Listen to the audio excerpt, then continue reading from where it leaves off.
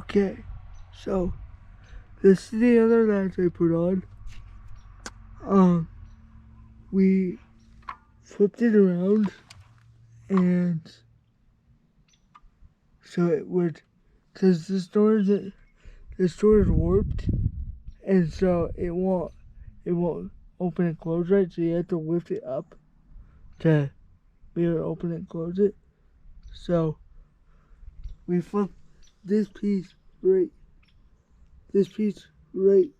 there, where it connects to that big old square piece. Well, little square piece. We flipped it around so that the door will open and close, even though this door is warped.